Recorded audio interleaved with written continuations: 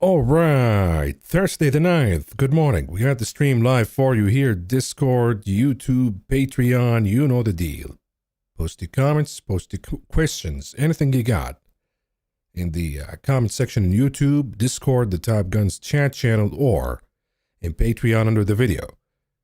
But before we begin, folks, a check on the audio and the picture. We're looking at the 5 minutes chart right here for the SPY. We're looking at 673.89 right now. You see everything fine? You hear me fine? No lags, no delays. Thumbs up. We're going to begin right away.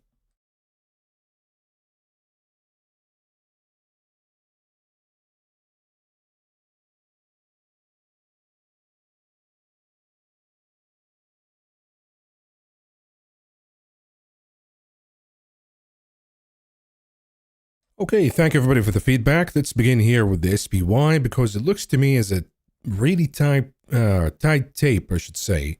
If you looked at my morning brief, we're looking at 675 as the maximum pain. We're already at 675. You really don't want to move much above or much below if you're the market maker.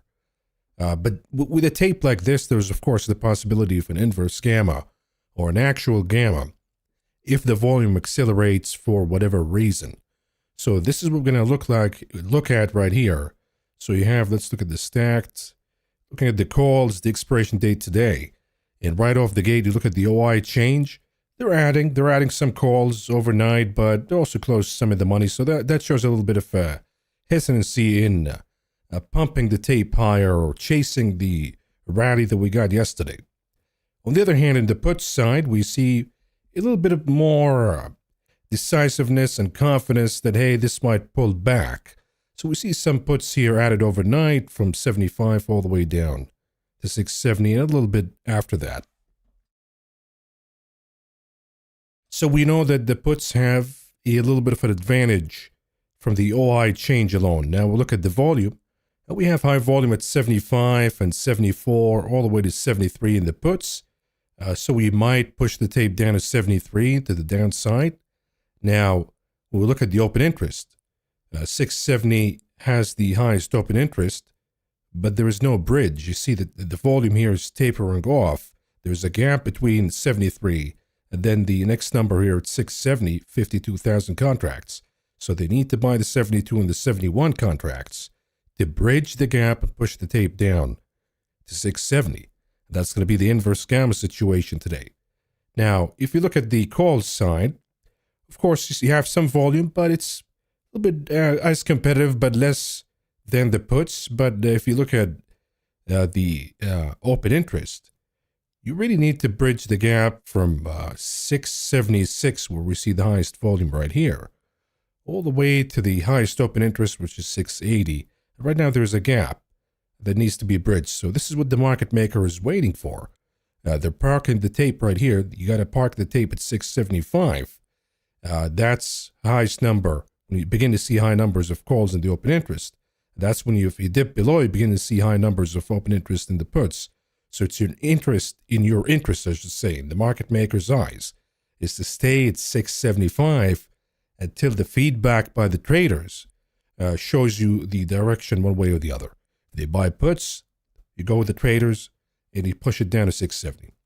If the traders buy the calls instead, you got to go with the feedback and push it all the way to 680 and then try to bring it back to 675 by the end of the session.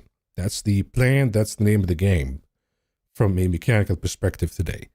So they're going to try to keep it at 675 as much and as longer as you can. And this is kind of a tape that you don't want to be sucked into until we have a break in one direction versus the other. That would be, for me at least, we got to break 673 in the downside for me to take a bet on a 0 DTE at the 670 puts. And I need to break above 677 to take a shot at the 680 calls for the 0 DTEs.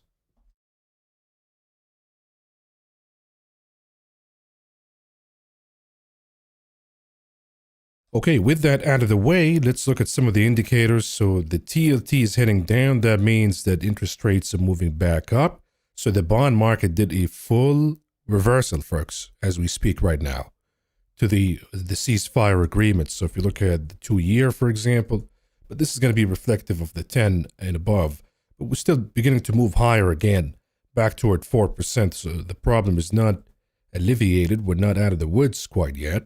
You see it here, the 10-year moving higher. You look at the 30, that's your mortgage bonds. That's also moving back toward 5%. So you want to fade the XHB here and take a trade against that. So one thing we can do is we can go with the XHB and give it a shot for next week at the 100 puts.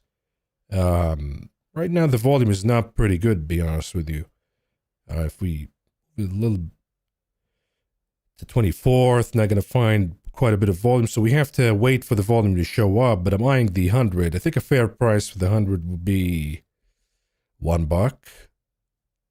If you can get it down to $1, I think that's going to be a good price, because at that point we can, once we break below 100, we can sell the 95 and raise some credit and reduce the entry cost even maybe by 50%, 60%, 70%. So that's the plan here, but you definitely want to fade the XHB. But the bond market right now is giving you confirmation of, yeah, the bullishness is over. Whatever pump we got, that's over because the TLT reversed. Now, you look at the dollar, not quite a reversal yet because the gap is not filled, but that might happen. I mean, the session is still young, and we have possibility the dollar could make it to the upside, and if that is the case, that's going to be a net negative for the market. Looking at crude oil, again, not quite at filling the, it's not really the gap because it's continuous trading, but close enough. I mean, this is the gap right here. And we're heading back toward that gap. So again, the market should be much, much lower right now. And the VIX still holding. So the only difference that we have right now, the reason why perhaps the market is not reacting as it should, based on the three indicators, bond market, the dollar, and crude oil, is the fact that investors are not hedging anymore. They're kind of hesitant here. They're saying, wait a minute, we hedged before. Oh, we got to attack. Well, should we do it again? Should we begin to hedge and buy puts again? I'm not sure. They need a little bit of motivation that they have to do it. But if they begin to change their minds and begin to hedge, the market should respond. But right now, the reason why it's not responding to the crude oil, dollar, and bond dynamic, the fact that we're seeing traders not hedging or investors saying, wait a minute, I got to wait and see, got to give me a reason for me to hedge again because I got fooled once. not going to be fooled again. Then we'll look at the big caps. So Apple is not doing anything. Still the same range from yesterday in the 5 minutes chart right here. 59 remains a really, really tough resistance. So there's no movement on Apple. NVIDIA is not moving much. Micron kind of fading a little bit here, maybe getting exhausted. We'll see if it closes below the 50. You want to take a shot. And the closing the gap right here. So that's going to be about 380. So a trade that we can do here, Micron, would be if we go with 390, sell the 380 for next week. Has a pretty good chance of profitability, but not the best risk versus reward because we're already paying 350 to make 650. But again, it's a trade that we could consider if it appears that we're going to close below the 50 days moving average. Then you have Meta with the AI news still elevated a little bit, but again, reaching that 50. So we're ready to fade it here, to be honest with you. And then we have Alphabet also fading a little bit, but still above the 50, above the 300. So remains to be the strongest name in the big caps. Microsoft looks like crap, though. Microsoft went down or reversed the entirety of the gains from yesterday. Amazon's still okay. So again, like we said yesterday in the program, it's really Alphabet and Amazon above the 200 days moving average. Close like this. Got to aim for the 230. So it's going to be, let's do this. Amazon, go with the calls, and this is going to be 230. Let's see, 235 for next week. Still good. 31 chance of profitability. That's above the threshold that I need it to be. 150 to make 350. That's a pretty good risk versus reward. So something to think about here if you're planning some trades. But as far as the tape, not going to move much here. Tesla not doing much. And the reason is we're not moving because nobody wants to buy hedges, at least right now. And the maximum pain is we're already at maximum pain, 675. So why move the tape up or down if you're the market maker? So that is the dynamic that we have for now, folks.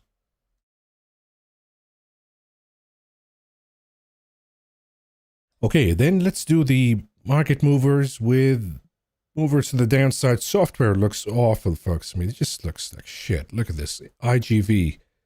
It just keeps going down and down. It looks to me that we have here somewhat of a topping head and shoulder rejection at the 50. Really nasty rejection at the 50 here for IGV. Then you look at the weekly chart. Boy, we got to see. We're probably going to go down to 65.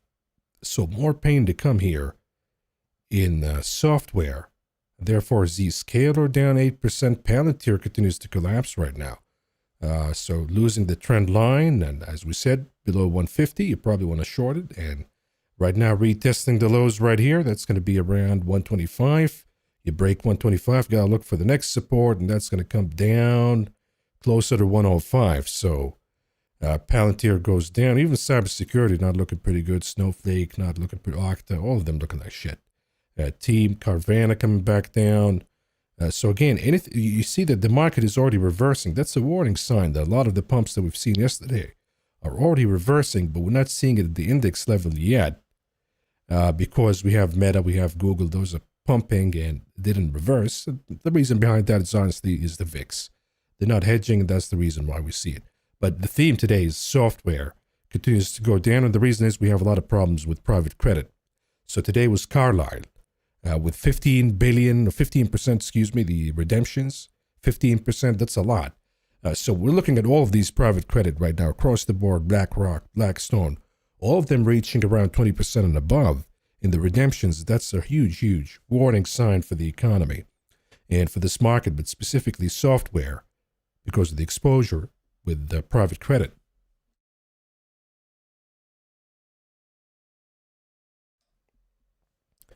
You look at, again, software across the board just getting hit pretty hard. Oracle is collapsing at this point, so we have a little bit of support showing up here. You break that support, then we have to look for other targets to the downside, so that's going to be losing the 200 weeks moving average.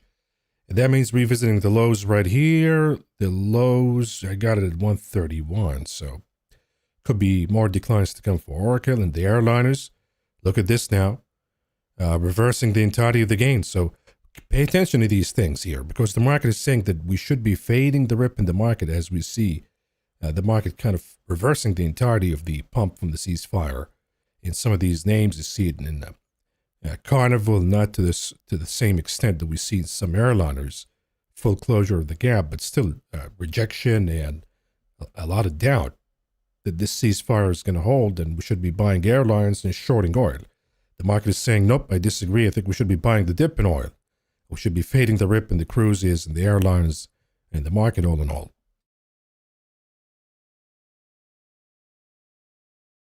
Lots of airliners here. You see Delta Airlines now reversing the entirety of the gain. That's insane. It was up over 12% yesterday. All of that is gone now. American Airlines almost gone. The Southwest Airlines almost gone. Thank you so much. Cyclicals like Wynn almost gone. Then what is moving today to the upside then? Crude oil, Bloom Energy to a certain extent, but still in a range. Marvell, so got memory again. So it's the same old, same old. The memory, the crap that was going up is the exception. Momentum, see it, and then a rebound in oil. That would be my guess. Exxon, Conoco, Chevron, Valero, and some of the big caps that are holding the market, like Amazon, Meta, and Google to a certain extent. But besides that, I see defensives, American Tower, American Water. But yep, nope, defensive, a little bit of defensive, a little bit of a combination of data center crap and rebounds in oil. That's the only thing that's going positive today. Rest of the market is getting hit pretty hard, led by software, cybersecurity. There we go.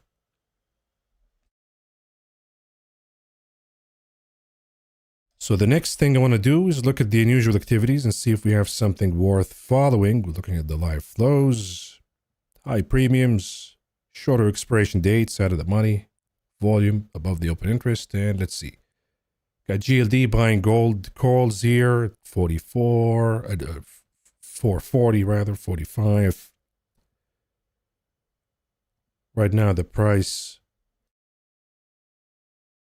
is 35, so they're betting for more gains to come in gold, but I'm not there yet. I need to see the dollar cooling off for good and playing out this pattern here, losing the moving averages. Before I go long or even consider going long gold.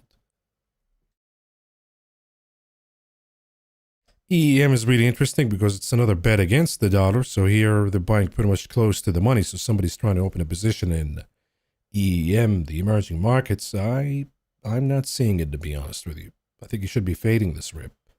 It's got the pop, war is over, dollar goes down, but now get a rejection here at the gap.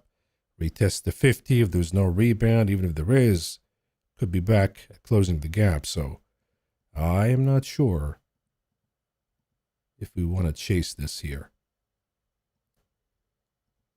Then on the downside, NVIDIA 175, that's close to the money. SNDK, they're fading a little bit here. 750, that's interesting. But we have also somebody buying calls, so split. I'm not seeing something interesting here. Oracle might be 130. That's the target that we just identified. When we look at target, Netflix, maybe worth a look here. 99 puts at the money. We have a report coming pretty soon.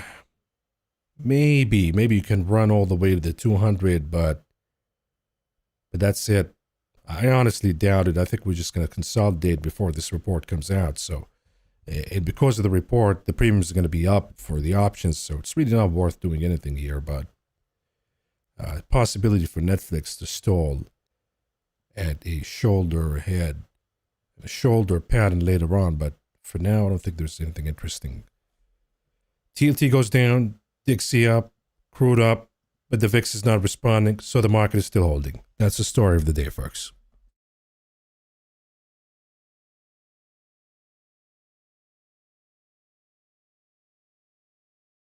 Okay, question and comments. Let's do here Patreon. Thank you so much, everybody, for joining. Discord. Dear Mav, could you perhaps explain using... I think we talked about this, right? Okay, we talked about this. So reversed, but maybe we didn't, actually. Lamentum, LIT, sold the 1,000 calls for the 17th. You bought the 110 for May 15th. I think you're doing it wrong. Okay, I think if this is right, you're doing it wrong because this is what you've done, right?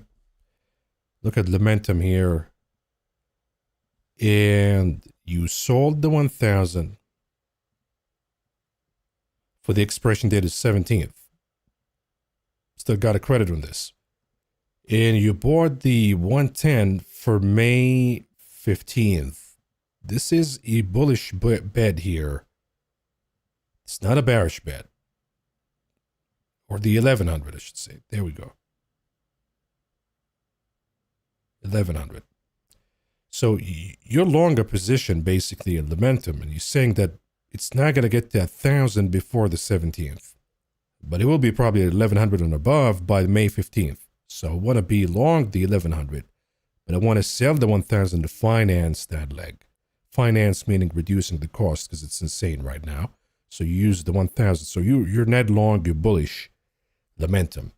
If you were doing something different, such as raising credit, it would be the opposite picture. You'd be selling the 15th and then buying your hedge at a shorter expiration date for the same strike. And you're going to receive a credit for that.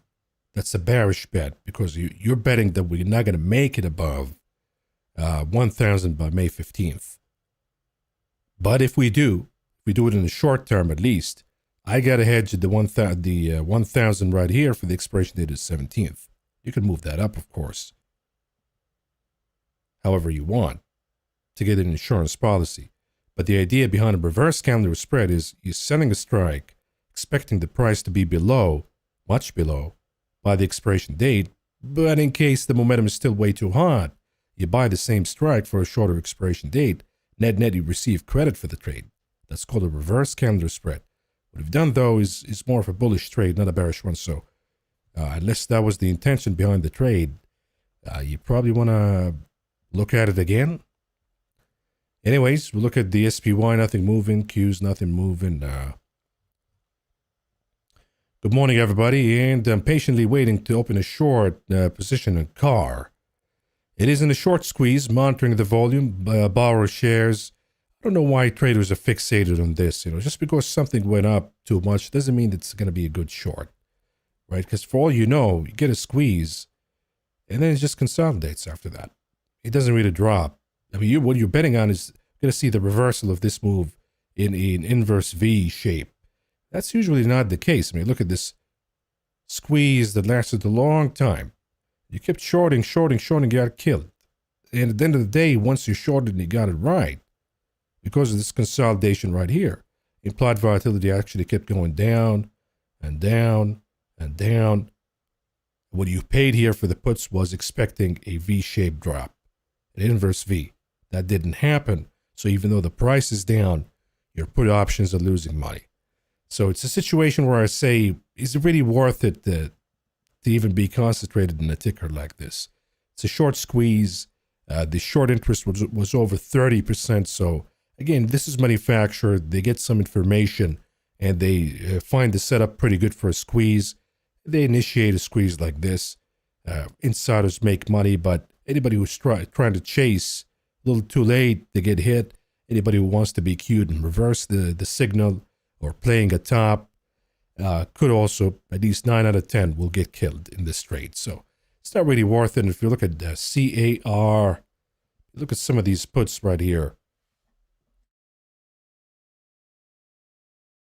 Say that you want to bet for next week and you want to say that we go down to 200.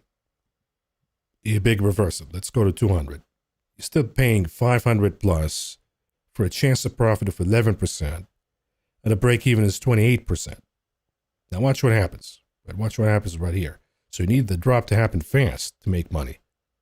The longer it goes without a drop of over 20%, the trade becomes a loser. Furthermore, reduce the implied volatility, meaning what if it's not a inverse V kind of let go of the squeeze and we just consolidate a little bit.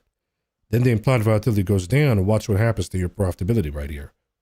Chance of profit in the green becomes harder. Chance of profit goes down.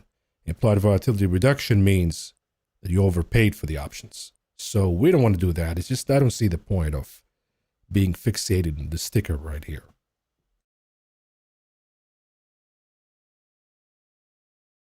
Okay, the XLU took off at the open. Why is the 10-year up as well? Folks, it's not a tick-by-tick relationship, okay? So it doesn't mean that every day the 10-year yield is up, dividend-paying stocks have to be down. It doesn't work that way.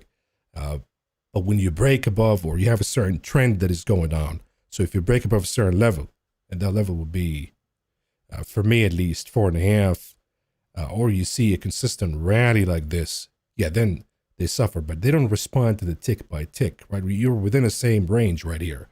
So now we have to go back and see which name or what is the bullish case for utilities, and we see that a lot of them moving up. That could be because investors right now, we have new quarter, and they're looking for something safe to invest in or to deploy the cash. They think, you know what, utilities, energy prices up, they can do price gouging. It's still a safety positioning in the market, competitive, at least some names, competitive with the bond market in terms of the dividend. So why not deploy some cash here? Maybe that's the reason why we see the XLU moving up.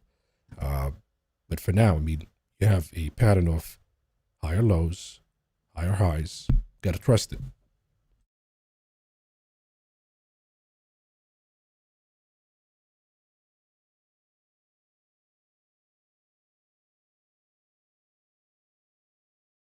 Okay, thank you so much, Spunk. Palantir looks like a strong value play, all in short. That's for sure, all in shorting Palantir.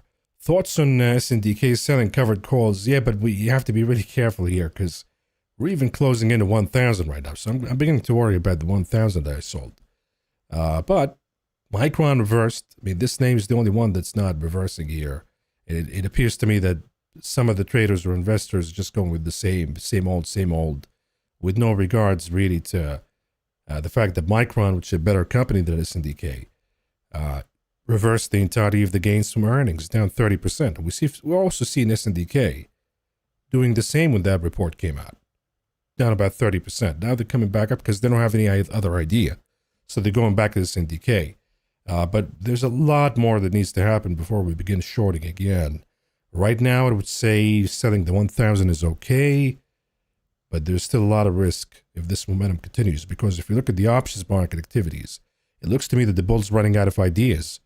So they're just sticking with what's been working, the SNDK, Micron, WDC, and they're just betting on the same names again, Bloom Energy, all of this stuff from the AI data center. So if they continue to do that without something stopping them from the fundamentals, from macro, from VIX perspective, they could push it to 1,000. Still, I think it's still a good trade to sell that for May 15th, but the risk increased.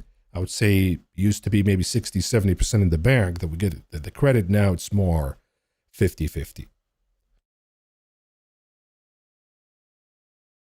Hey, Mav, will the coming helium shortage hit the memory names? Are those companies hedged for this shock? Or any chance of the helium shortage? No, the helium shortage is for real, and it's even a harder product, by the way, to make, even if the natural gas supply is restored in full. It is literally one of the hardest products that you can make is byproducts of nat gas. So the shortage is real, and that's going to impact capacity of Taiwan to manufacture the chips. So watch out here, but the market is not paying attention right now to the helium shortage, because right now there is supply. The assumption is Taiwan has supply. Maybe they have a few more weeks before they run out. But the other supplier here that could benefit from this dynamic is Exxon, because Exxon is the top helium producer in the U.S., in North America, actually. So Exxon benefits from the price of oil going up and benefits from the helium shortage. So I'd rather play it via being long Exxon right now, rather than speculating on when Taiwan is going to run out of supply and short Taiwan or short the memory chip names.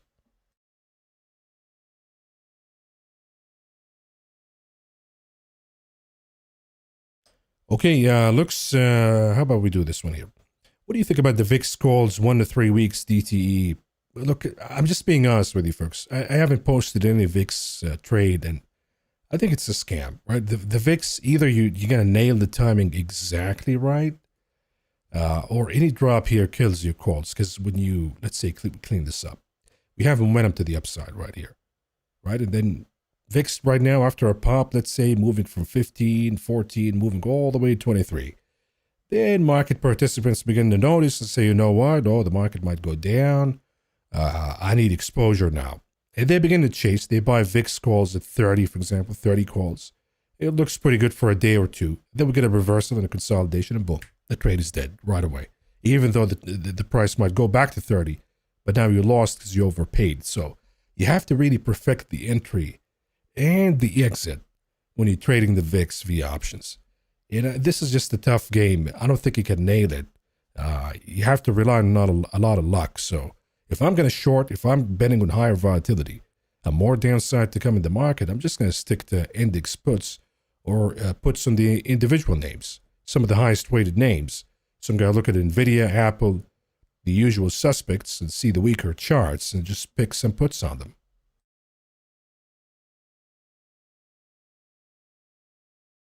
Okay, looks like the big guys have time to play. We're talking about, Palantir is not looking good. So Palantir is okay to short. NVIDIA to a certain extent, we just need, you're not going to see NVIDIA crashing before you see more reports, maybe another quarterly report that shows that things are stalling.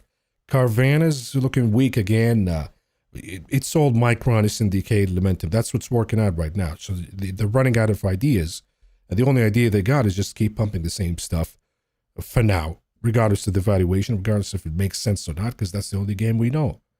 I don't think that's a good reason for longing these stocks, especially with the reaction that we got from Micron last time around.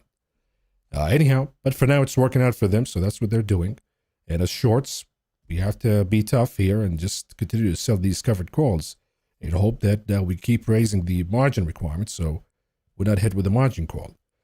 Maverick, do you think rebound in energy is sustainable? What level in the UK oil, Brent, or the CL crude oil do you see? So in crude oil, I think that when you look at the options market, of course, the round numbers are the ones that the market really pay attention to. So 100 is really important right now. It's just a psychological number. And if we close above, then the next number is going to be at around 120, not 110. Once you close above 100, got to aim for 120 again. You have a series of higher lows, higher highs. You might be back at the highs again. And the president tackled for nothing, pretty much. So that's crude oil. Now you look at UK oil. Brent oil is a little bit to the downside right now, but 100 is an important number. You close above 100, you're probably going to begin to talk about 110, 115. But I think right now, since if you guys watched the weekend video, right? The weekend video, I told you when certain regions going to run out of shipments. As they run out of shipments, Brent oil doesn't produce a lot. They can't really cover the shortage. So a lot of the European and Asian new supply has to come from the WTI. This is why I think if you have the crisis continuing, where oil is not going out of the Strait of Hormuz, and it's not right now. It's going to take a long time, even if we have a cease agreement that's going to stick. It's going to take a long time for it to move out of the Strait. In the meantime, the only country that has a lot of supply and can plug in the shortages is the United States. So it's going to be WTI, where we see the demand now beginning to chase over Brent oil. So you might have noticed that already. The WTI in the last couple of weeks been outperforming Brent. And that's the dynamic that I'm going to begin to emphasize on, that we're going to see in the next few days. And by the way, it could be the case also in natural gas, that now that we have some natural gas inventories running out, the situation is a lot better in natural gas versus crude oil. But if they run out of supply, what are you going to do? Buy it from Russia? That's sanctioned, still, at least most of it. So it goes to the U.S. And that's one of the wins that the U.S. has from this war, is energy reliance and diversification is going to benefit U.S. oil producers. What do we think of the OIH? Look, the OIH, interesting thing that happened yesterday. they're solid names. I would still be along the OIH, to be honest with you. But interestingly, yesterday, when the oil names were down, the services like SLB, Baker Hughes, and Halliburton were actually trading higher. So they do pretty good when the price of oil is going up or there's tensions in the Strait of Hormuz. But they do even better if we have a ceasefire. You know why? Because a lot of energy facilities got damaged. And the assumption is that SLB would have to go and do repairs in these energy facilities for them to be back on track. So it remains one of the strongest sectors, to be honest with you, in energy, because it works either way. It works if prices going up, or if we have a ceasefire, they're going to have to hire these firms to rebuild some of the damaged facilities.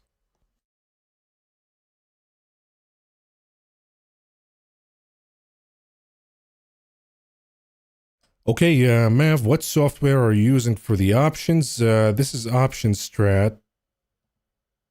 It doesn't show the logo, but I have the discount code, folks, in every video. In the daily videos, I give you a discount code, 25% for OptionStrat. Bar chart, we didn't even get a discount for them, but maybe we'll do that soon. It's just they're a pain in the ass. It's just give me the freaking code, right? I want to share it to my subscribers. Just give me a code. You don't need to know my social security number to give me that. But anyways, this is bar chart and this is OptionStrat.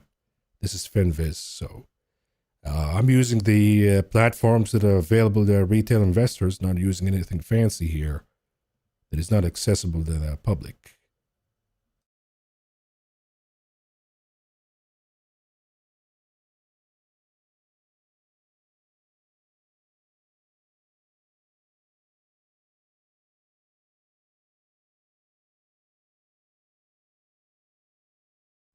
Okay, Nat Gas now moving at all. I have the 11 calls for July, but keeps going down. Yeah, because Nat Gas is going to take a lot longer.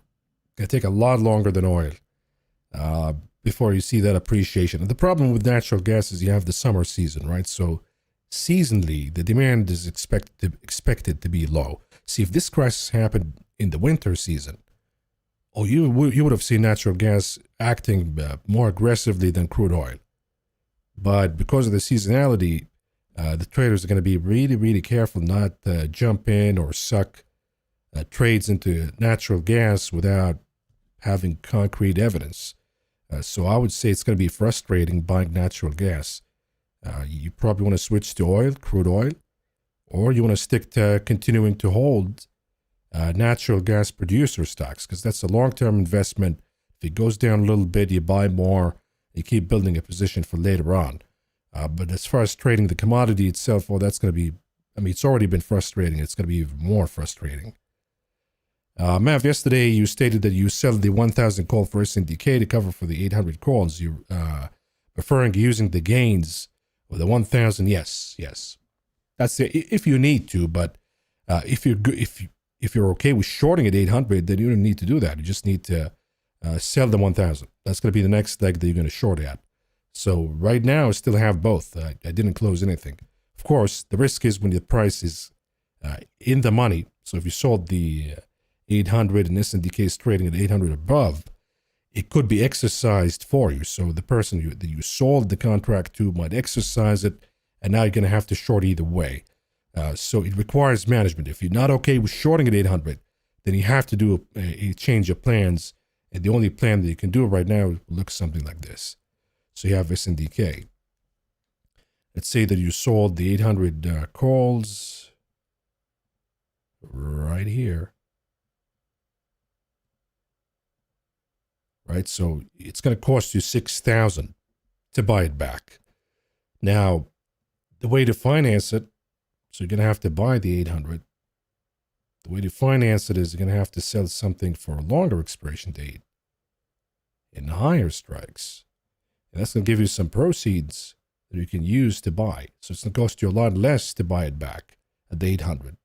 And the problem with this is you're not going to get any benefit from selling the 1,000 unless you go longer in the expiration dates, which means more risk for you. So you have to look for the sweet spot. What contract can I sell that is ridiculously out of the money with a reasonable window of time, but it also gives me a little bit of credit, so I don't have to pay to buy this contract back. That's the idea. But then your advantage is diminished because you sold the 1100 to buy back a leg that you sold, and you're not receiving much credit for it. And you're assuming the risk again. And if you go above 1100 by June, now you have to sell the December 1500 or whatever to cover for it. So it becomes sort of a chasing game.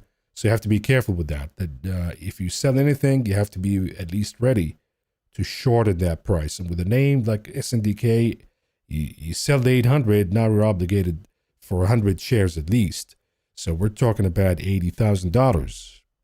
You have that in the account, you're ready to have it in margin or not. And if you don't, then you got to have a plan here to exit it because they could exercise it for you. Next thing you know, before the end of the week, the contract is already exercised and you have to be short at 800 in SNDK.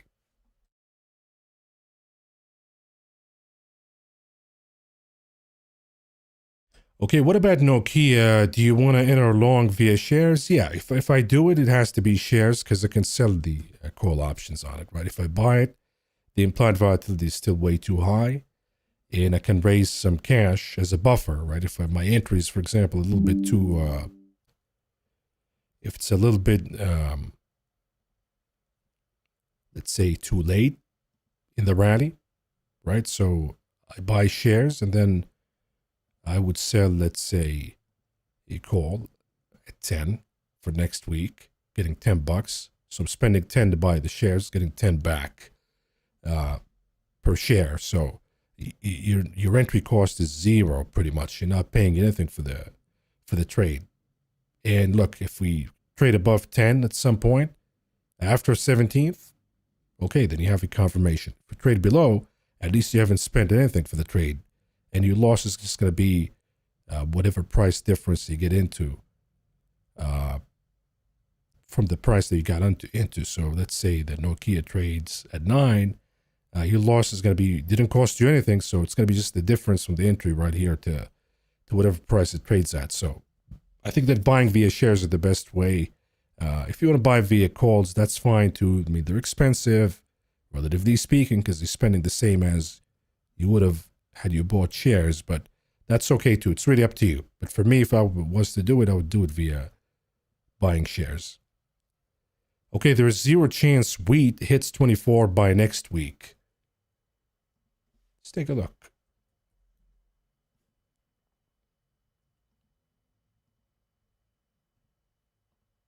Well, wheat for next week, and we're looking at 24. There's 2.7% chance.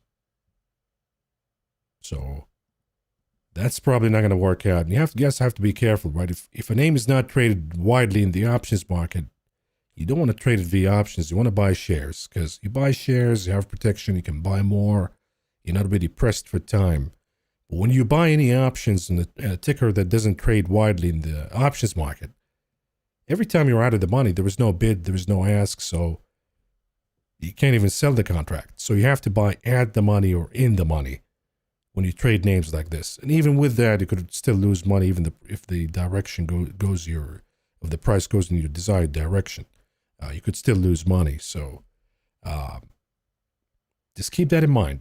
Notice that the majority of tickers that are not widely traded in the options market, when you trade options on them, most of the time you're going to lose money rather than make money. So options trading is good for the indices, something that's catching volume like Nokia, for example, right now.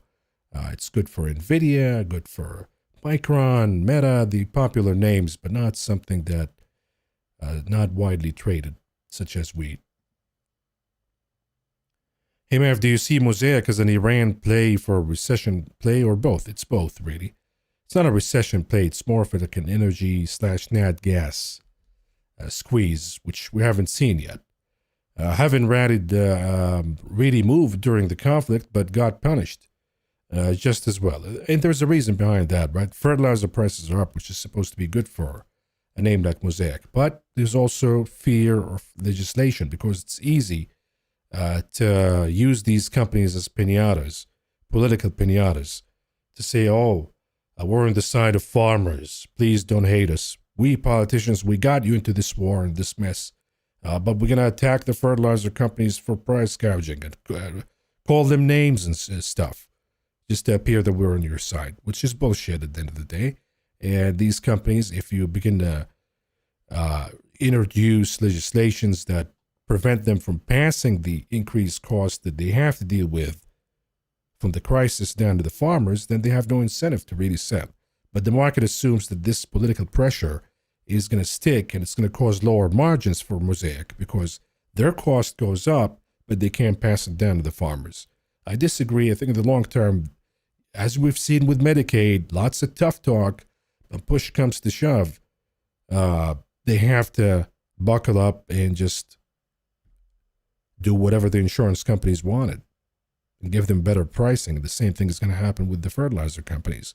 They talk tough to win the hearts of farmers, but then they're going to have to do something, at least in subsidizing, where the government has to pay the companies that are producing the fertilizer and alleviate the cost from the farmers.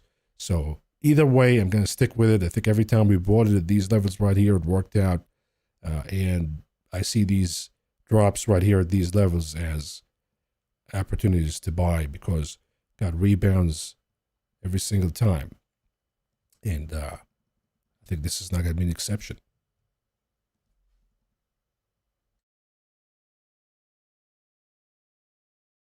Okay, bar chart, don't agree with your tweets. Yeah.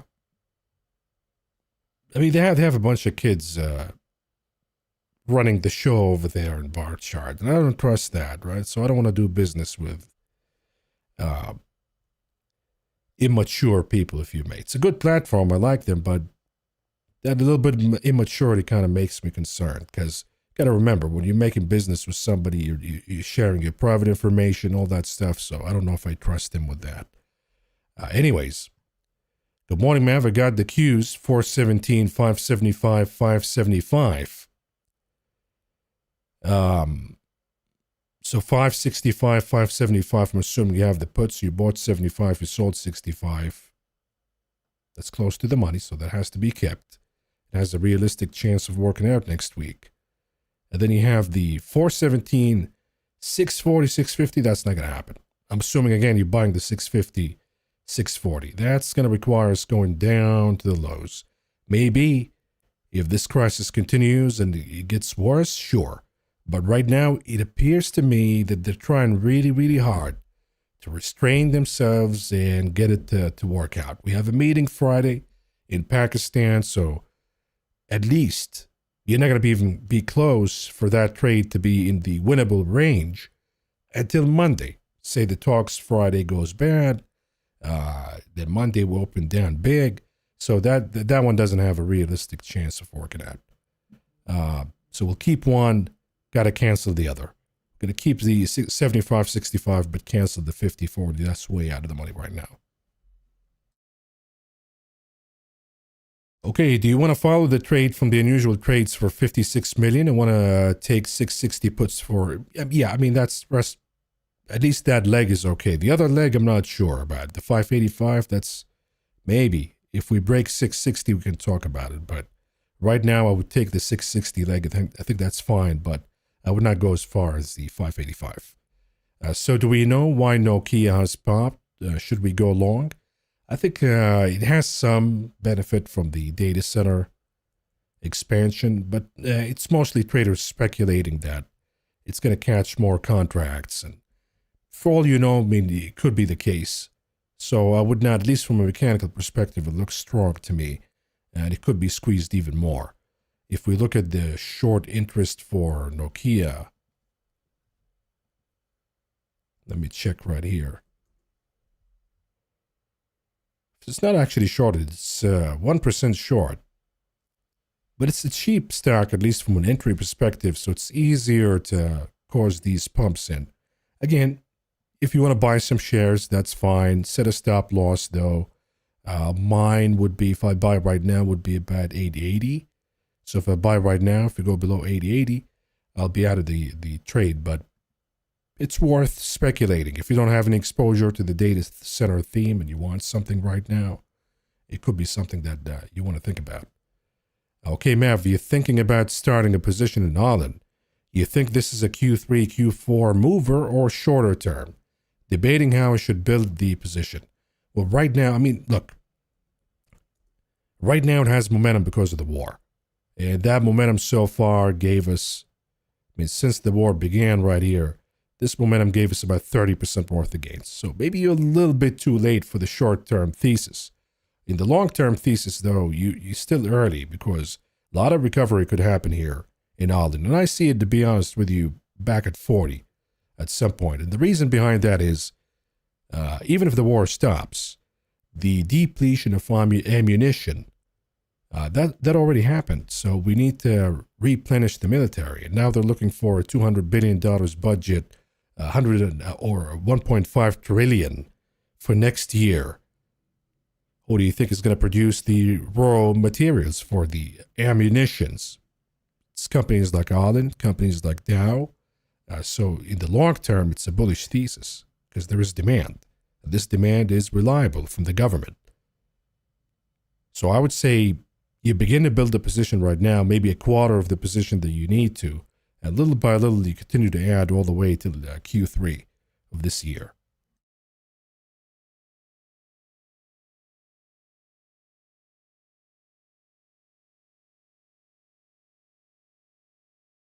Okay, Mav, PLTR, I'm looking to add July 17, 120, 110 spread. Do you think it's worth opening 135 calls to capture any? No, it sounds to me that you're being too hesitant here, right? You're not being confident in the move.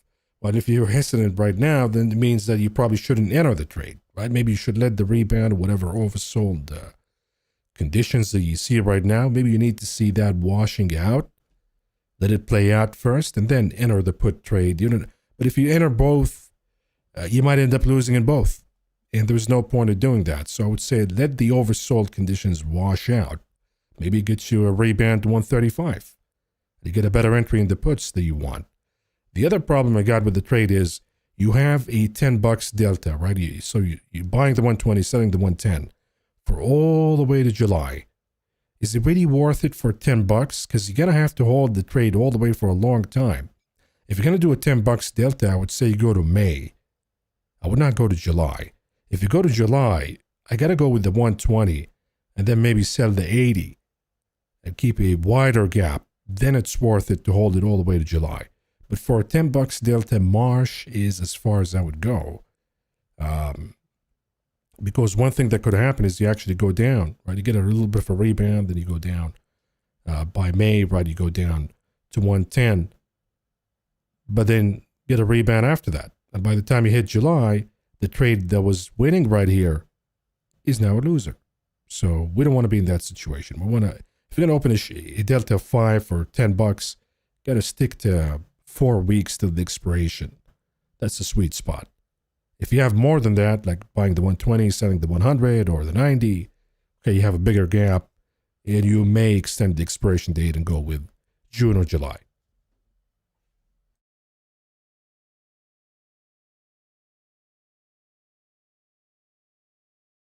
Okay, you have USO 100 calls in the money, expiration date 4/17. Would you liquidate or roll, taking profit? You're deep in the money right now, right? You're deep in the money, but you never know what happens over the weekend, right? Over the weekend, they might say that, hey, the talks in Pakistan, I was doing the technical analysis, by the way. See, somebody bombs something, boom, we go up. Then tackle, bomb, tackle, bomb, tackle. How many tackles can you get here before the real one sticks? But I would say, what if the talks in Pakistan Friday come out pretty good? We see that oil going down next week. So you're now in a position where either you have to, not just you want to, you have to. Sell a debit spread at least so you can lock in some of the profits from the 100, or you book it right now and then maybe you buy the 140 and you still have exposure to more upside in USO, but at least you locked in your profits. So it's going to look something like this. So we have it for the 17th, not a lot of time left here, folks. So we have 100 deep in the money, nice profit, right? So either you're going to have to sell the 130, for example, and lock in at least $6 out of this profit that you have right here. Or the other option is book it, right? Book it and go to the 140. And the beauty of doing that is you're locking in about 2,800. Let's say you can lock in 2,800, or maybe if you can, 3,000. That'd be great. And then we're using only about 300, 340 bucks to maintain a position and maintain exposure to upside in USO, but with a fraction of the cost, fraction of the profits. I think that's the rational way to deal with it. And the reason is, wake up Monday, another piece of good news, and now we're trading at 110 or maybe below 100. What's the point, right? Lost all of the gains. So we're going to lock that in, especially when time is running out. Another option that you can do is you can sell the 100, book the profits, then go for a little bit of a longer expiration date and maybe buy the 135, right? So you still have a better chance of profitability. You're going to spend a little bit more, but you're still going to keep some money in your pocket from the previous trade of the 100 that you have for the 17th. That's the idea here. Okay, folks, we're not moving at all. As I said there earlier in the program, we're close to the maximum pain at 75, and the market maker honestly has no incentive here to move the tape unless the volume begins to expand rapidly. And right now, the calls are shy.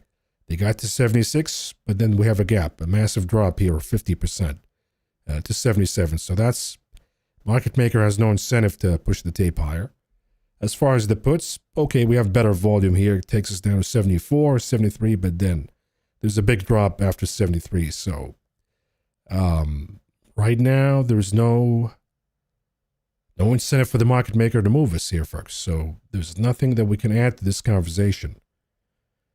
So if you guys don't have any more questions, we're just going to wrap it up right here. We'll be back, though, in about an hour in the chat session. We have one more here. Could you link your using different time frames indicators to look at charts episode to Patreon? If not, can you do an up? Yeah, so I think we're going to do a new one for this one.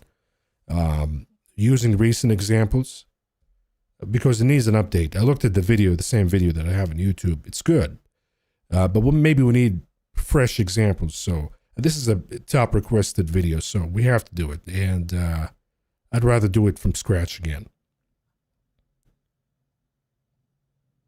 Okay, folks, gonna wrap it up right here. Hope you got some benefit out of the stream.